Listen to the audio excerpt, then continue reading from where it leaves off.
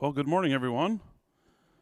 Morning. We're looking at Hebrews. Deuteronomy. We're looking at the Hebrew people. We're looking at Deuteronomy this morning. And Deuteronomy is the fifth book of the Torah. And it literally means, like the name of it literally means, is from the Greek translation of the book. And it literally means second law. Deutero is second or two. And nomion is law. And so it literally means a second law. Now, this is, of course, not a different law. This is the same law being repeated a second time. But the Hebrew title for the book is these words. And it comes from the very first line of the book. Get this kind of a theme of what's going on, right, with the way the Hebrews titled their books. These are the words which Moses spoke, right? So the Hebrew title is the words, or these be the words, and it comes from that opening expression there. And I want us to think about how Jesus fits into this picture. I've already warned everybody I didn't quite make as many New Testament connections to the gospel as I wanted to in this lesson.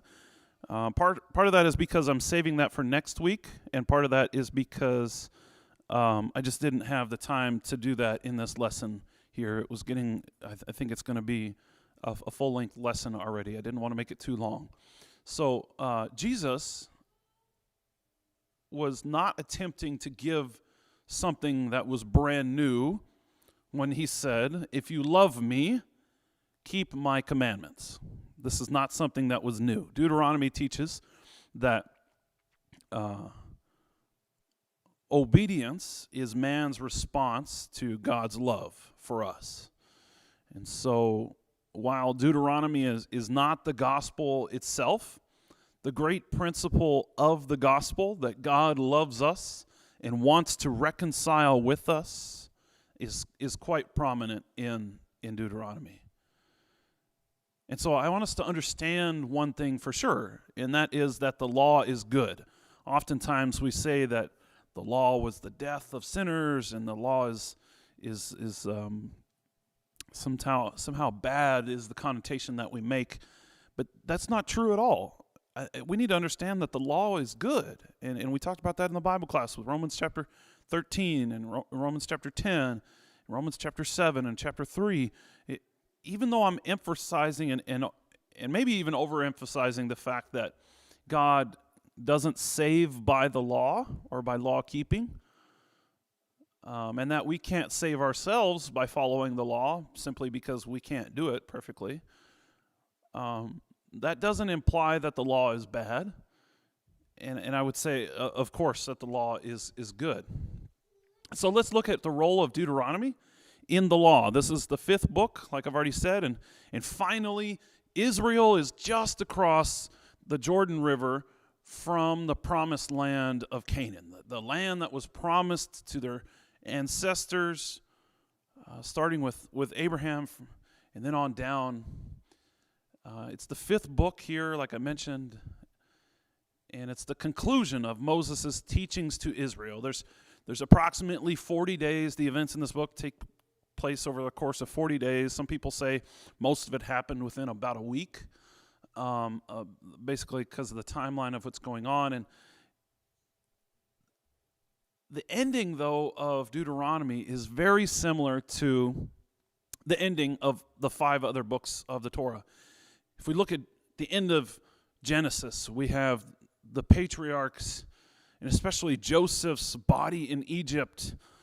And he doesn't get to see this land of promise. But he makes sure to have his body mummified so that he can have his bones buried in the land of promise. So there's a longing for the promise there. At the end of Exodus, Moses is unable to enter the tabernacle to be with God. So they've left Egypt, but they can't enter into the presence of God yet. That's what Leviticus is all about. And at the end of Leviticus, God is giving them commandments, still at Sinai, right? Still at Sinai. We're not in the promised land yet. And then at the end of Numbers, they leave Sinai and they go to the plains of Moab, where they're at right now in Deuteronomy. They're still not in the promised land. And here at the end of Deuteronomy, Joshua is ready to lead the people, but they're still not in the promised land yet. So there's this theme of longing for the promised land throughout the entire of the Torah, the entirety of the Torah or the Pentateuch, whatever you want to call it. We're left with another cliffhanger. Moses has led this young nation out of Egypt, right? And on a 40-year journey through the wilderness. And they have just defeated several enemies before setting up camp here in Moab. And finally, Moses is going to teach them a new song. He's going to repeat the law. He's going to teach them a new song. He's going to bless the 12 tribes. And then he's going to prepare to die. He's also going to give curses, too, if they don't obey. And so the song of Moses sort of concludes the book here of Deuteronomy. We're left with that cliffhanger again. They still haven't entered into the land. So Moses begins the book with a recap, chapters 1 through 4 here.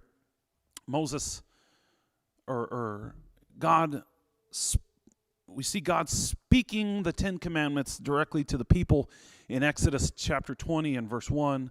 Even if you say that God was speaking through Moses in this instance, it's still a very powerful event. And Moses is reminding the people that not only did they see the miracles in Egypt, but they heard the voice of God, right?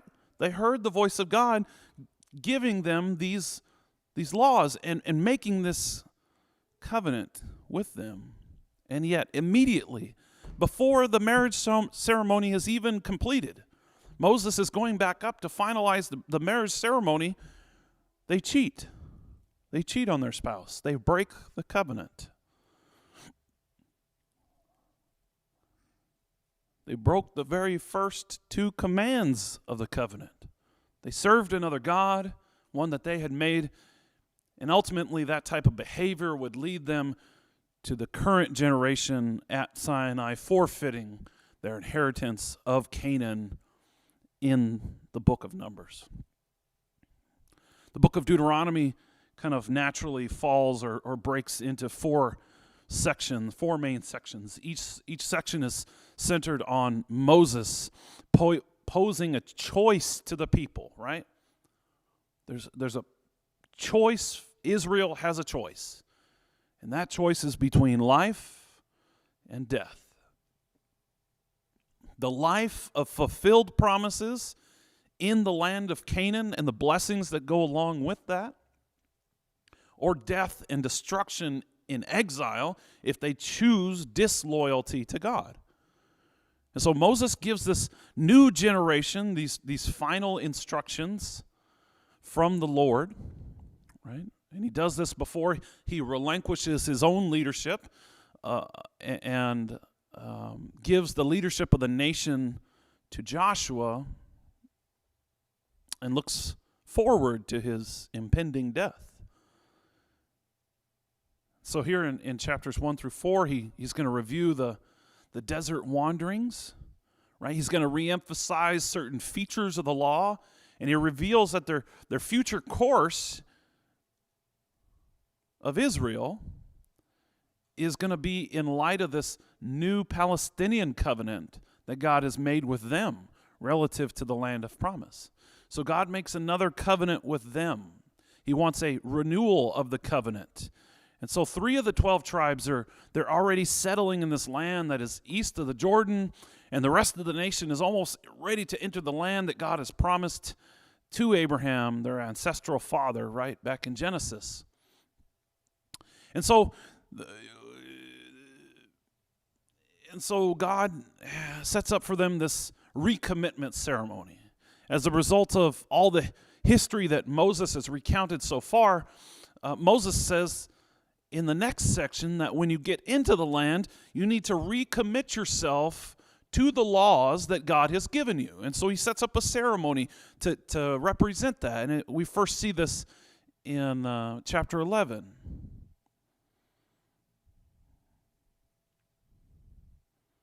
And this is supposed to take place. Well, let me just read it real quick. Deuteronomy chapter 11 and verse 29. I was going to try and describe it, but I might as well just read it since it's there already. Chapter 11 and verse 29. And this is starting in verse 26. This is the repeated theme that you will hear throughout the book: life or death, blessings or curses. It says, "See, I am setting before you today a blessing and a curse. The blessing, if you listen to the commandments of the Lord your God, which I am commanding you today. And the curse, if you do not listen to the commandments of the Lord your God, but turn aside from the way which I am commanding you today, by following other gods which you have not known. And it shall come about that when the Lord your God brings you into the land which you are entering to possess it, that you shall place the blessing on Mount Gerizim and the curse on Mount Ebal." So there's going to be this ceremony, and half of the tribes will go up on Gerizim, and half of the tribes will go up on Ebal, and the ones on Gerizim are going to pronounce blessings, and the ones on Ebal will pronounce curses. And what was that law they were going to recommit themselves to? Well, Moses isn't going to let them forget it, because he repeats the whole thing again, right? All 600 most of them anyway, 613 of them. They're called mikvahs in the Hebrew. The repetition of the law is actually the bulk of what Deuteronomy is made up of, right? I'm telling the narrative part of it, the story of it, but the bulk of the words on the page in Deuteronomy is the actual law. This law that Moses has put before them, that is there to give them life, that is to give them blessings and curses. The blessing, if you listen to the commandments of the Lord your God, which I am commanding you today. Remember, Deuteronomy means second law.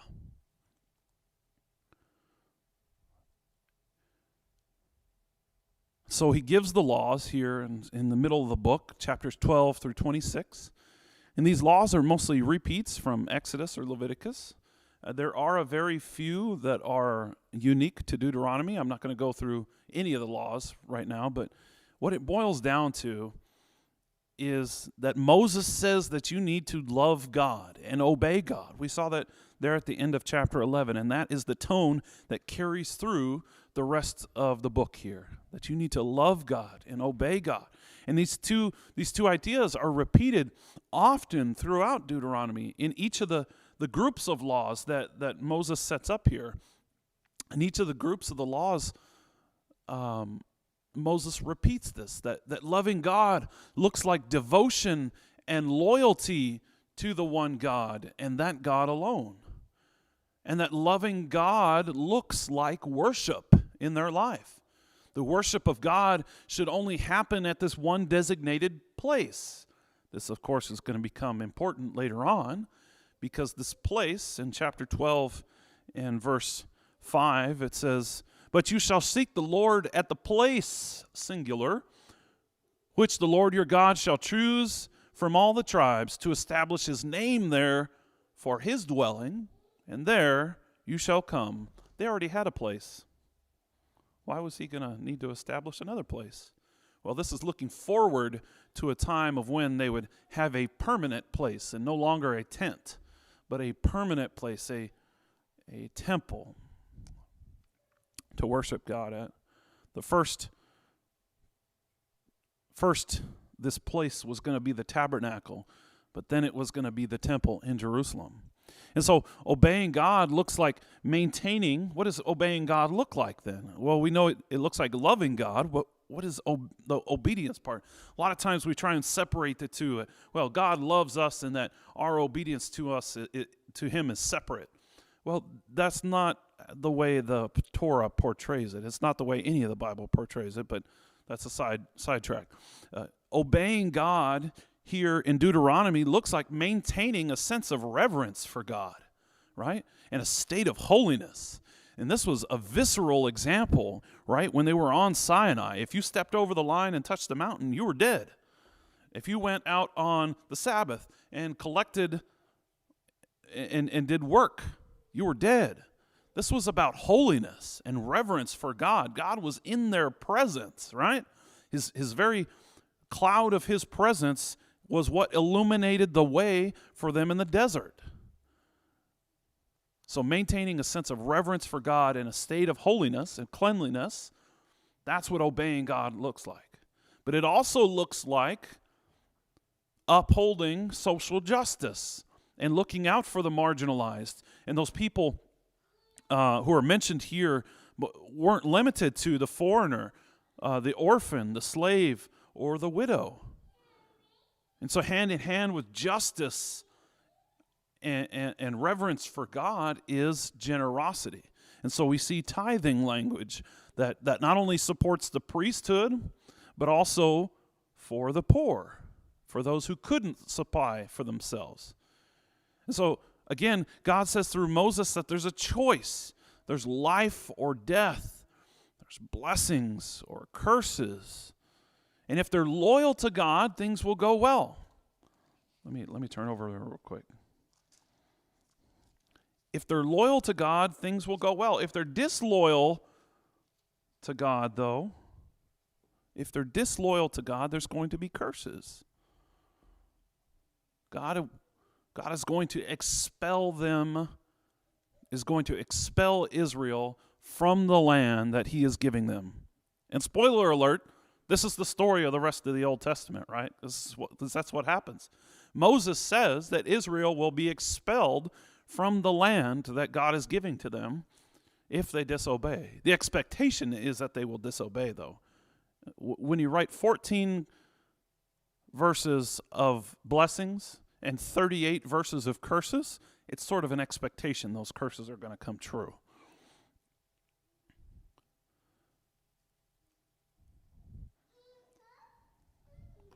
The fullness of the people of God who are expelled from the land are never even gathered up until Christ comes. And even then, we still live in the hope of a promise.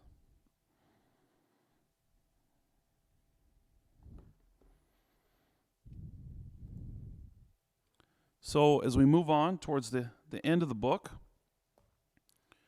Moses predicts that they will be disloyal. And they will be exiled, starting in chapter 29. I kind of skipped over it, but if you want to see the ceremony that is described more in detail about their recommitment to God, read chapters 27 and 28. 27 is about the curses on Mount Ebal, and 28 is about the blessings at Mount Gerizim. And you only have to read the first part of 28 because, again, we have 14 verses of blessings and 38 more verses of curses. No, 14 minus, that's 4, we have 54 verses of curses. The expectation here is that they're going to fail. And so he repeats this again in chapter 29, and he's making the covenant with the people now, and a lot of Bibles subtitle this the covenant in Moab. And so it says, "These are the words of the covenant which the Lord commanded Moses to make with the sons of Israel in the land of Moab." So he says this is a different covenant. This is a renewal covenant, besides the covenant that he made with them at Horeb, at Sinai. And so Moses summoned all of Israel and said to them, so this is designed to bring a picture to our mind. He summoned the entire nation, 600,000 men, maybe 1 million people. He summons them. You can imagine 1 million people all in one place, just covering the whole countryside. And he said to them, "You have seen all that the Lord did before your eyes in the land of Egypt to Pharaoh and all his servants in the land, to the great trials which you have seen, the signs and wonders. Yet to this day the Lord has not given you a heart to know, nor eyes to see, nor ears to hear.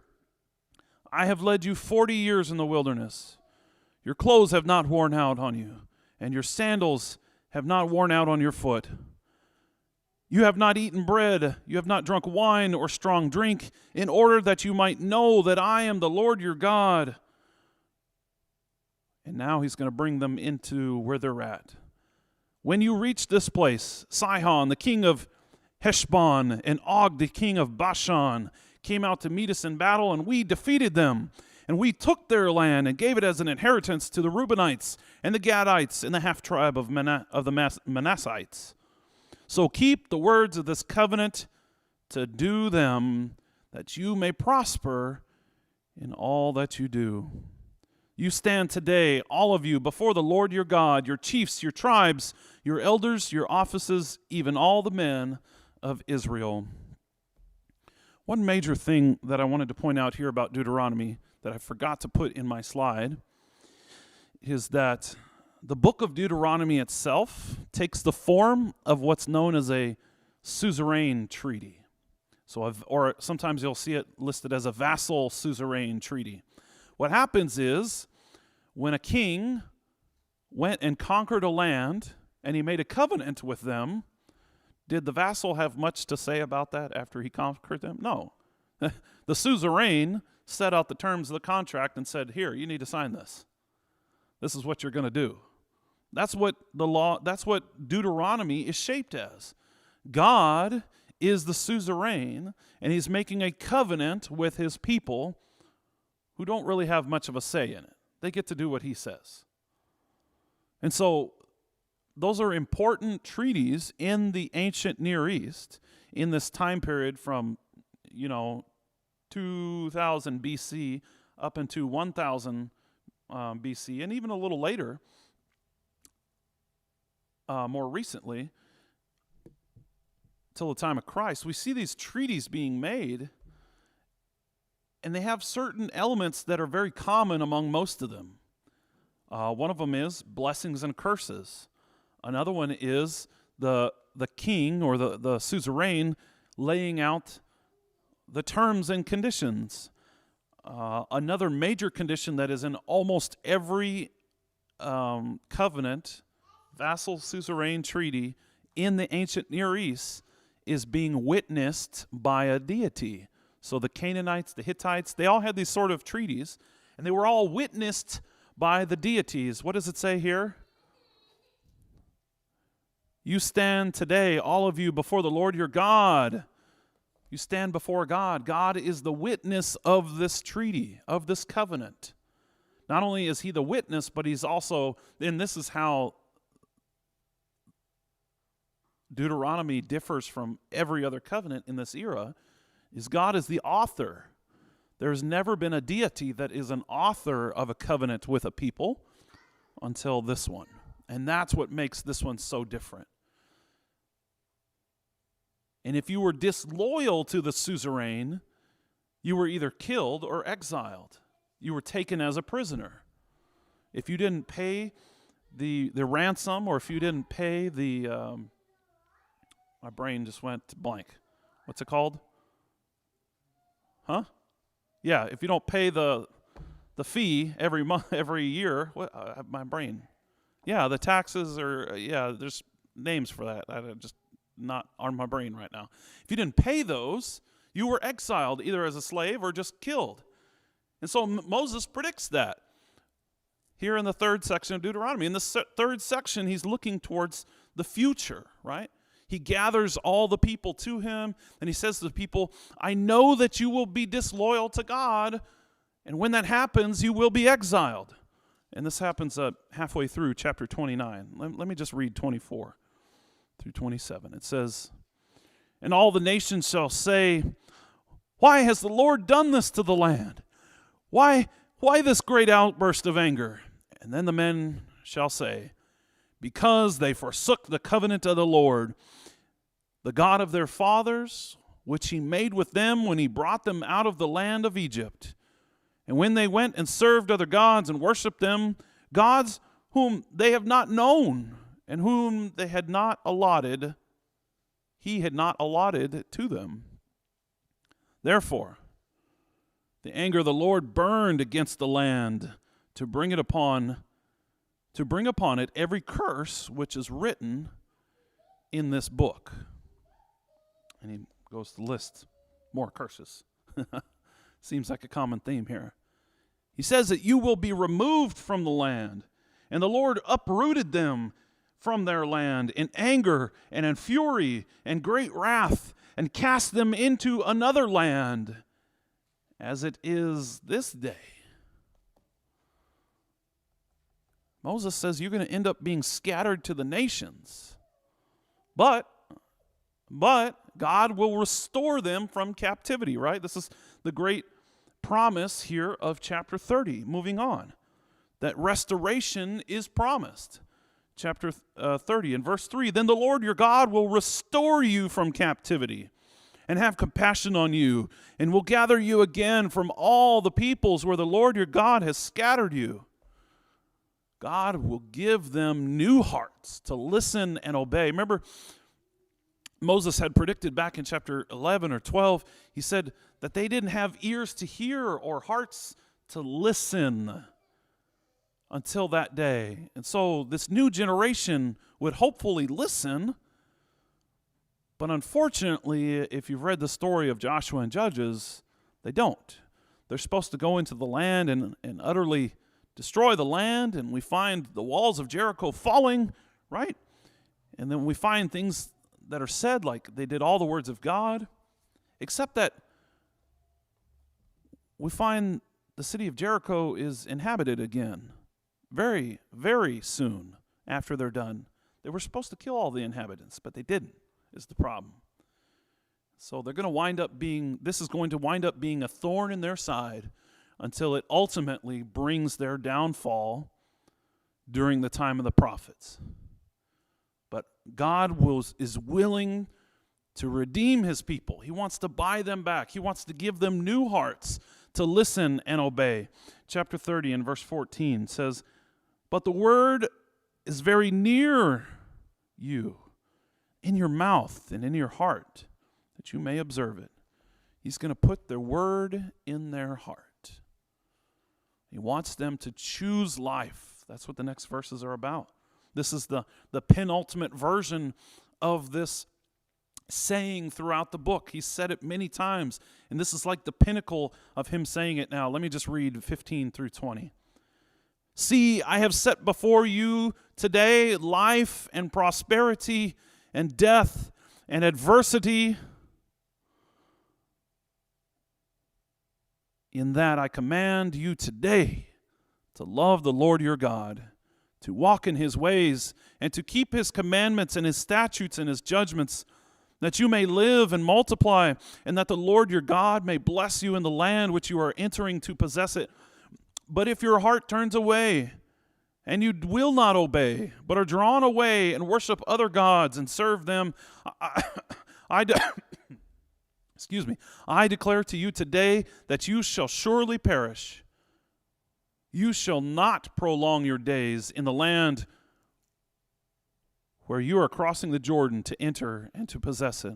I call heaven and earth today to witness against you. This is the witness part of the suzerain treaty. They always had deities as witnesses.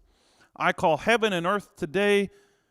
I call heaven and earth to witness against you today that I have set before you life and death, blessings and curse.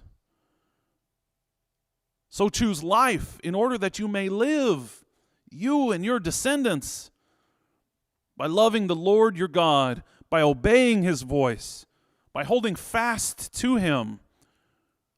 For this is your life and the length of your days, that you may live in the land which the Lord swore to your fathers, Abraham, Isaac, Jacob, to give them. He wants them to choose life. The ultimate, and I want to do another lesson possibly on the Song of Moses here, so I'm not going to get too deep into it right now. I'm just going to hit an overview of what's going on here. Joshua is going to be the one leading these people as they cross the Jordan into the land of Canaan, right?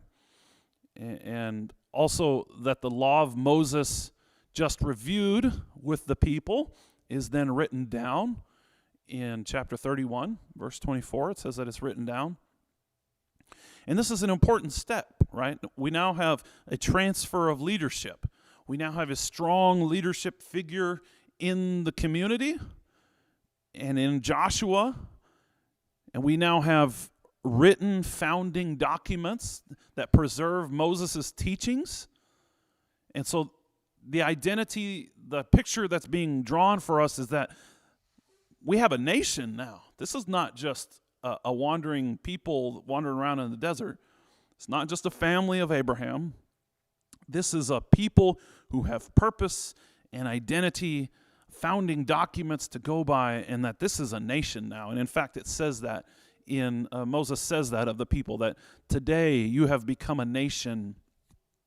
And so Moses gives Israel a song that's going to warn against the consequences of disobeying God. And this is a song of hope for the future. Unfortunately, it's a song of hope for those people who are exiled. They haven't even got into land yet, and Moses is already telling them, here's the hope for when you mess up. He follows his song of hope up with a blessing for each tribe in chapter 33 and for each tribe's future prosperity.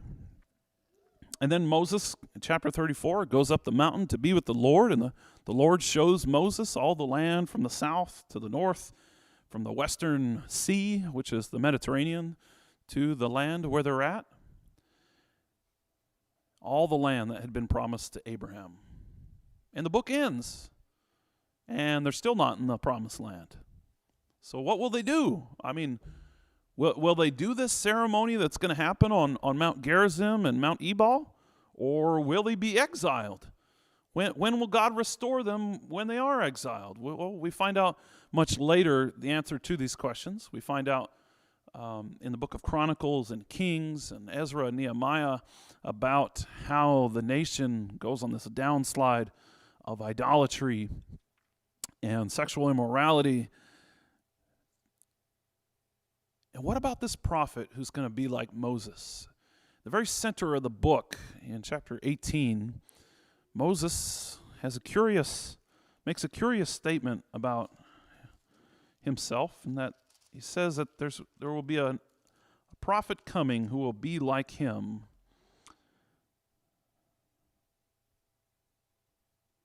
The Lord your God will raise up for you a prophet like me from among you.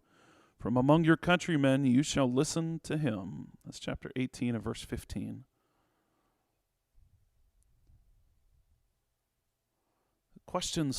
That particular question starts to become more relevant as we get into the New Testament time period, and the people start making comparisons to Moses, making comparisons with Jesus, with Moses.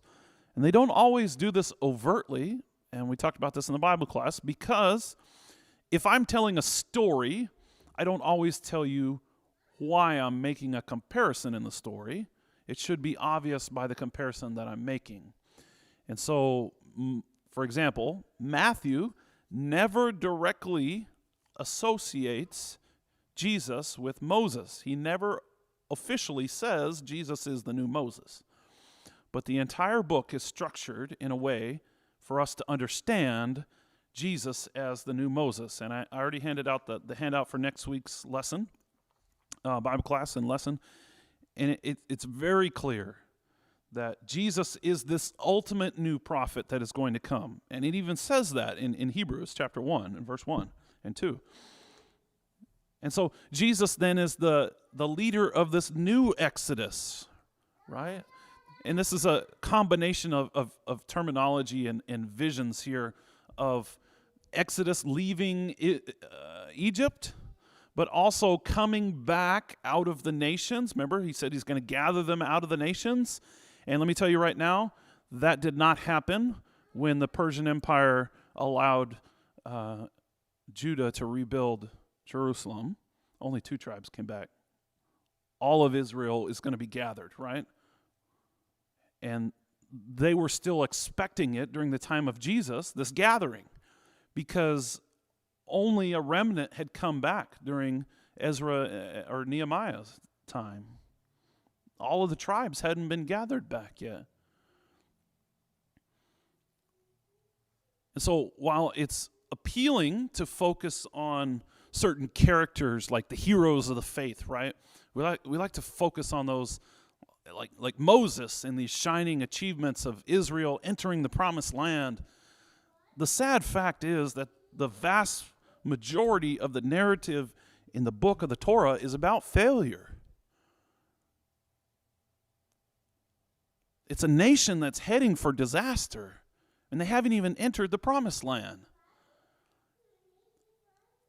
Moses says that there's going to be prophets that come, not just the prophet like him, but there's going to become people, and they're going to be brave, and they're going to be valiant in their attempt to turn the people back to the law. But ultimately, what are they doing? They're only presiding over the demise of a nation, right? Because what happens during the prophets? I mean, they get captured. The only hope here in Deuteronomy and in the prophets is the promise of a new Moses or a new Elijah, and that the people will be gathered from the nations and their hearts will be made new, like I said in chapter 30, with the law of God, because it's no longer being written on parchment, on animal skins. The law is going to be written on their hearts. And so Jesus isn't only a prophet, right? He's also a priest and a king. But another way to look at Jesus is the way Scripture speaks of Jesus in his role as a prophet. He's a prophet like Moses, one whose ministry is unlike anybody else's. Of course, Moses is a deliverer, right? He's a covenant mediator. He gave the covenant. Because they said, Moses, you just go up there and take care of that for us. You bring it down to us. We don't want God talking to us. And so his role is then a priest, because he's a go-between between God and the people. He's a ruler of the people. And even citing Deuteronomy chapter 18, this is where the promise is made, right? Peter declares that Moses said, the Lord God will raise up from you a prophet like me from your brothers. You shall listen to him and whatever he tells you. And it shall be that every soul who does not listen to him, does not listen to that prophet, shall be destroyed from the people. This is in Acts chapter 3. This is the very next sermon that he gives after Pentecost, right? Peter's words they're giving us insight. They're revealing that the chief importance, the main role of Jesus's prophecy or prophetic office of how he fulfills the role of prophet is his words that bring salvation. Those who listen to Jesus will be saved, and those who don't will be destroyed. And Jesus isn't just another prophet then. He's the prophet like Moses, whose words offer life and invite people to follow him out of death, like in Egypt, and through the waters of baptism this time into life. Law, right? Law was given to the first Adam, right? Adam was told not to eat of the tree. Adam is also called the first son of God, right? In Luke chapter 3 and verse 38 in the lineage of Jesus. So Adam is the first Adam. He's the first human. This law was given to him. He's the first son of God. And that law was broken, and mankind, Adam, was thrown out of the garden into the wilderness. The law was given to Israel, who's also the son of God, right? Israel broke that law, and the nation was thrown out of the promised land back into the wilderness of exile. So we have the first Adam broke the law. We have Israel breaking the law. And then we have what Paul likes to call the last Adam. 1 Corinthians chapter 15. The last Adam, the true son, the true Israel, the Son of God, came as this truly obedient, loyal covenant partner of God. And he goes out into the wilderness, just like they were exiled, to be tempted. But he doesn't go out there to maybe make it, maybe not make it. He goes out there to be victorious so that he can make a way back into the garden of God for us. And if you want to join that journey back into the garden of God, please join us. Come through the waters of baptism, just like Peter says in 1 Peter chapter 3. Just like they were the waters of Noah, just like they were the waters in Pharaoh, and we're going to get into that next week because we're going to talk about Jesus' baptism and how it's representative of the Exodus. Let me just read what Peter says. For Christ also died for sins once for all. We have sinned. We have left the reservation. We are in exile. We are living in exile, waiting to be brought out of that. But Christ died for us to bring us out of Egypt, to bring us out of our sins. The just for the unjust. Christ was just, and so he died for us, the unjust, in order that he might bring us to God, having been put to death in the flesh, but made alive in the Spirit. And if we skip down to 20, it says, in the days of Noah during the construction of the ark, which are a few, 8 persons were brought safely through the water. Corresponding to that, baptism now saves you, not the removal of dirt from the flesh, but appeal to God for a good conscience through the resurrection of Jesus Christ. It's the resurrection of Jesus Christ that saves us. It's not the getting wet that saves us. The getting wet is still required. but the getting wet is how the resurrection of Jesus Christ gives us a new life. If you want to join us on that journey back into the garden of God, please let us know. We can help you make that happen here at the Sitka Church of Christ. If you'd like to contact us on Facebook, Sitka Church, or on Gmail at sitkachurch.com. SitkaChurch@gmail.com. There we go. Sorry. Have a good morning, everyone.